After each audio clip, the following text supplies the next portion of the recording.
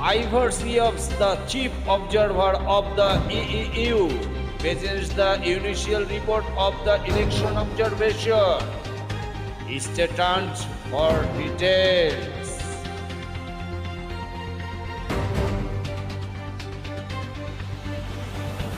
Process and regular updates on constituency results were released by returning officers, which helped to build public confidence in the accuracy of these results. It is important to stress that the foundation for these genuinely competitive elections were laid already during the candidate registration process.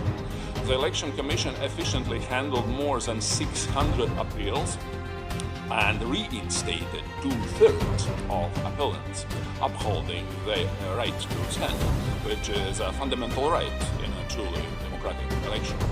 More than 2,000 candidates were on the ballot, which meant voters were offered a broad range of political alternatives. Our observers were present in more than 200 campaign events. We talked with lead candidates and parties in the capital and in the district, followed up on reports about irregularities, and analyzed their digital campaigns. Based on this wealth of knowledge, we can conclude that the campaign was dynamic and candidates enjoyed freedom of assembly and of expression.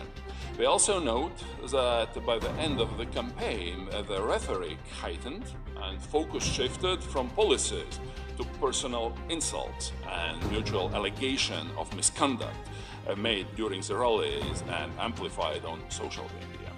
Intra-party conflicts and local patronage networks also affected the playing field in some constituencies.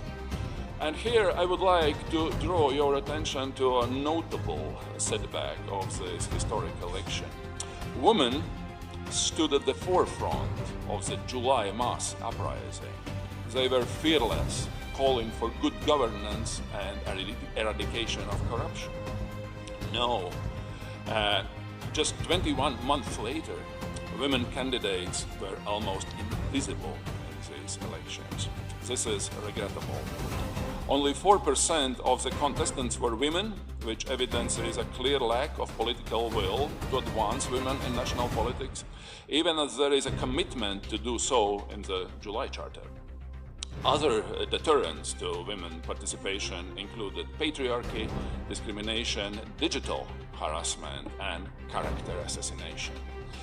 We spoke to many representing indigenous communities and religious minorities. Here in Dhaka, in Chittagong Hill Track, in Sylhet, and in many other places. Sadly, they felt estranged from these elections as their hopes for change remain unfulfilled. They were disappointed at the absence of special measures to ensure their political representation and about the increasing religious overtones within public discourse, including online. Sporadic political violence peaked during the first week of February, but the impact of these incidents remained localized and did not indicate any systematic pattern.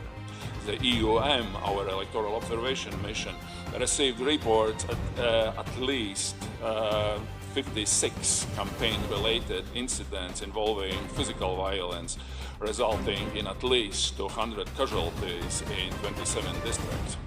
Episodes of intimidation and harassment of campaigners, particularly women, and attacks on property were also reported to us. And let me stress here, even if those accidents were localized, any type of violence, be it physical or digital, has no place in democratic elections. Our condolences go to the families of all the victims. The online campaign for the 55.6 million strong youth vote was fierce, leaving little space for respectful political debate. Our social media monitoring unit identified at least 23 viral disinformation incidents, with manipulative content reaching at least 1 million views each within 24 hours. Influencers and deceptive media accounts were the prime vector of disinformation on Facebook and on TikTok. Some of them were from outside Bangladesh, but the majority originated in Bangladesh. It was encouraging to see how national fact-checking countered those narratives. However, the social media platforms were too slow to respond. Our media monitoring noted that several private media outlets made efforts to offer a balanced coverage of elections, and there were talk shows with candidates in several constituencies. It was a positive practice that helped voters to make a really informed choice. However, the media reform process has been lacking, and news outlets still are vulnerable to pressures that foster self-censorship and reduce the space for analytical reporting. Our assessment of this historic election would be incomplete without acknowledging the importance of civil society. Many grassroots and national organizations made commendable efforts to restore public trust in the electoral process.